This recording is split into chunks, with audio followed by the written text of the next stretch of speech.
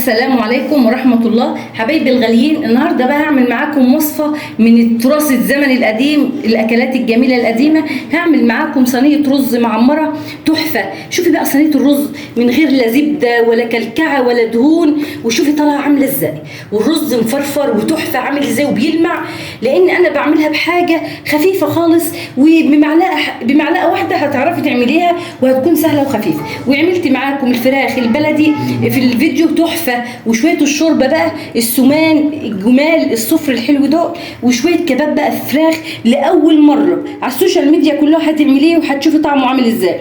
ودي بقى البطاطس دايبه كده اللي انا عاملاها، شوفي سايبه من بعضها ازاي، ومزودها بشوربه الفراخ البلدي بقى تحفه. اتفضلي وتكون مشاهده سعيده على حضراتكم، واتمنى ان اكون ضيفه خفيفه على قلوبكم، واتمنى ما تطلعوش من الفيديو الا ما تكوني عامله لايك واشتراك وتفعلوا زر الجرس وتابعوني، هيوصلك كل جديد. بتكلمي عن اكل زمان وحلاوه طعم اكل زمان.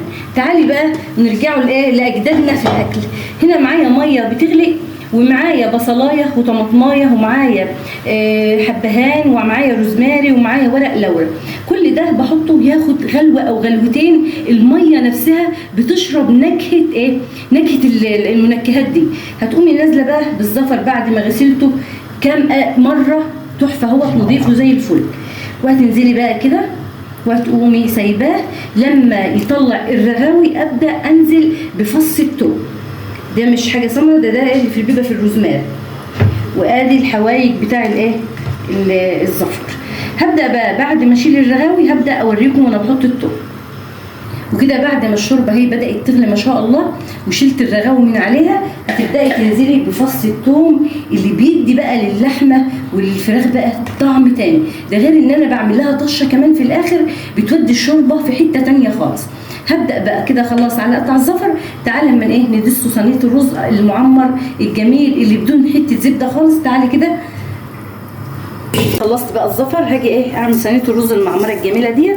هتبداي شوفي بصبعك كده اهو، وهتقومي العقلتين ده هم تعملوهم كده، وهتطلع معاكي صينيه رز مظبوطه 100%. هغسلها واوريكم بعد ما اخلص. وكده بعد ما غسلت الرز ولا زبده ولا اي حاجه، حبه ملح عشان كميه الدهون اللي بتنزل الجسم دي بتبقى خطر قوي.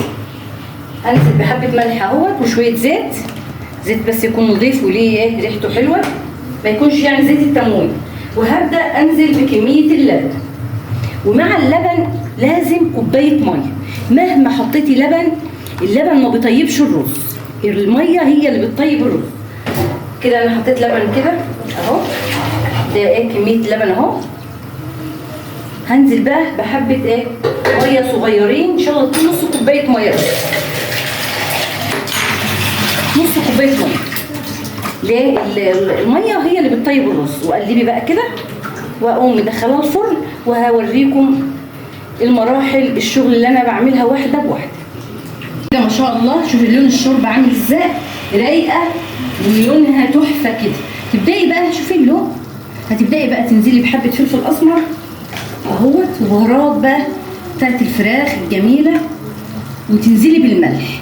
ما تخليش الزفر يطيب عادب. ليه بقى؟ مهما تحطي الملح بعد كده بحسه ان الزفره من جوه نفسه بيبقى عادب. ادي الحاجه حقها من الاول. ده بهارات للفراخ. وهنزل بقى بالملح كمان معاكم اهو، يبقى كده الزفر بتاعي خلص ما شاء الله. وادي الملح كده الملح. تعالي بقى هعمل البطاطس. عملت 3 بطاطسات بس مش كتير، عشان احنا محدش بياكل بطاطس قد كده. وادي بصلايه، وادي حته فلفل اخضر، وهنزل بالطماطم ما شاء الله اهو. وادي فص ثوم. الثوم بقى مع البطاطس والحاجات دي بتبقى جميله، مش كتير حته سمنه صغيره، وحبه زيت برضو، وحبه كمون، وحبه فلفل اسمر. بخري بقى كل الحاجه اللي انت عايزاها وتقومي مولعه عليها. وادي الملح. ظبطي بس الدنيا كده، متحرقيش الحاجه لما تبقى عدبه في دينا حدقه، لا مش مهما تعملي بقى بحس ان ما لهاش تصرف قوي. شويه زيت صغيرين اهو، كده انا خلصت صينيه البطاطس بتوع الصغننين دول. هبدا اولع عليهم. وانا هنا كنت واخده صدر فرخه من كل وصفه، باخد حته فرخه، حته لحمه وعينها واعمل بها وصفه ثانيه. فاخدت صدر فرخه وعملت الكباب ده اهو. كنت عامله الوصفه ديت قبلها بالفيديو اللي قبل كده، وصفه كامله بس هيعجبكم ولاول مره هتشوفوا الطريقه دي. تعالي معايا وانا هوريك انا بعمله ازاي. ومعايا طاسه بتاعت السمنه وحبه زيت وفص توم. وتنزلي بقى بصوابع الكباب، احلى شويه كباب ممكن تاكليه في حياتك. كده اهو، بس كده اهو. شوحي بقى كده وشيلي الريحه الجميله ديت مع حبه فلفل اسمر صغيرين مش كتير يعني. وننزلي بقى بصوابع الكباب الجميله اللي انا متبلاها تتبيله تحفه. شمي بقى الروايح التحفه كده اهو. تنزلي بايه؟ بالصوابع. وكده بعد ما حطيت الكباب الصوبع اللي تلاقيه ياخد لون تقومي قلبها على الناحيه الثانيه. ما شاء الله ريحته والله لو انتوا واقفين معايا وشامين الريحه الجميله دي تحفه. هينسيكي كباب اللحمه خالص، وموفر على فكره وبيرمي كميه حلوه قوي قوي يعني انا عامله صدرين فرخه كامله منهم مره وادي الثانيه كمان. ليه؟ لان انا باخد على قد الاكل والباقي بعينه في الفريزر متبل بالتتبيله الجميله دي. هتعرفي انا هسيب لك اللينك في القناه في اول في صندوق الوصف.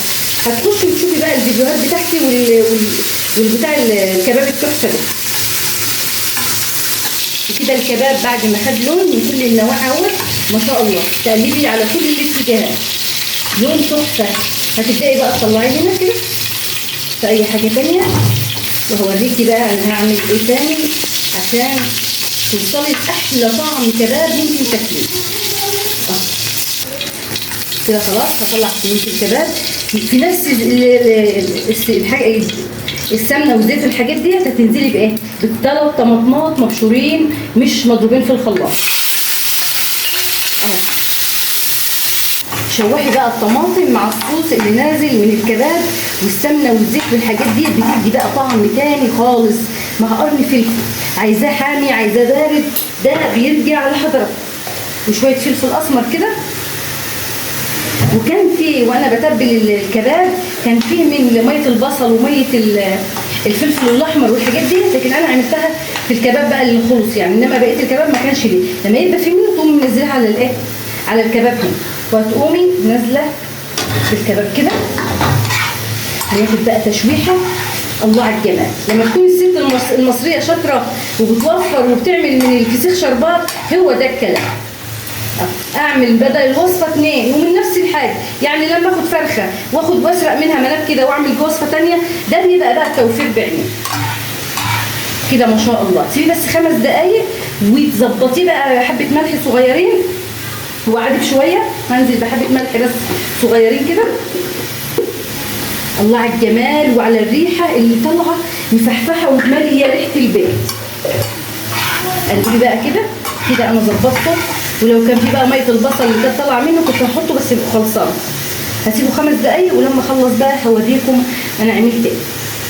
وكده ما شاء الله البط بقى دي بطه ودي فرخه عسل كده عسل. شوفي الشوربه رايقه وجميله. شوف لون الشوربه عامل ازاي. وادي الفرخه ما شاء الله اهو كده خلاص طابهم اهو. هبدا بقى اعمل لهم طشه في فص توم. وادي الكباب الجميل اللي انا عاملاه معاكم. وادي البطاطس وتطبط بقى وجميله. هاخد بقى شويه شوربه بط بقى تخلي صينيه البطاطس عامه يعني كده جميله ولونها حلو قوي قوي يعني. هيخلي بقى البطاطس تحفه. تاكلي بقى البطاطس احلى من اي حاجه كده ما شاء الله. هنزودها كده بس اهو. وبكده هوريكم بقى لما الاكل يخلص وهوريكم انا بحمر ازاي. انا خلصت الاكل بس هعمل الطشه لحبه الثوم مع حبه زيت صغيرين كده اهو، او حته سمنه زي ما انت عايزين، مع شويه فلفل اسمر. اشربي بقى شويه شوربه بصي جمال كده. الله على الجمال والله على الطشه دي لما بتعمليها للزفر عامه او اللحم. بتشوحيها بس كده اهو. وادي فص الثوم وفلفل الاسمر ريحتهم تحفه كده. انا مش عايزاهم محروقين عشان ما يبقوش مرين، يا دوبك بس اصفر كده. وكده اطفي عليها وهتقومي جايه على الشوربه الجميله بتاعتنا. لونها يفتح النفس كده. اسمعي بقى الصوت ده، الله على الجمال. هي دي الشوربه المصريه الاصيله، احلى شوربه واحلى ريحه ممكن تشميها وممكن تشربيها. الله على الجمال كده. وكده اكون ايه، هقدم بقى معاكم كده الاكل، وكده اكون خلصت ايه وصفتي معاكم النهارده. عملت معاكم الزفر وعملت معاكم اهو الكباب التحفه اللي بطريقه ما حدش يعرف يعملها غير ديت. انا اول مره انا اللي مخترعاها على فكره. وديت البطاطس التحفه اللي عاملاها بالشوربه، وايه الرز كمان المعمر. وبكده اكون خلصت الوصفه. وادي الرز المعمر الجميل اللي بدون اي حته زبده، مفرفر وعسل وجميل، تحفه تحفه وبيلمح كده وجميل. وادي البطاطس وادي الكباب وادي الزفر. وبكده اكون خلصت وصفتي معاكم، واتمنى ان اكون كنت ضيفه خفيفه على قلوبكم. ومع الف سلامه ومع فيديو تاني.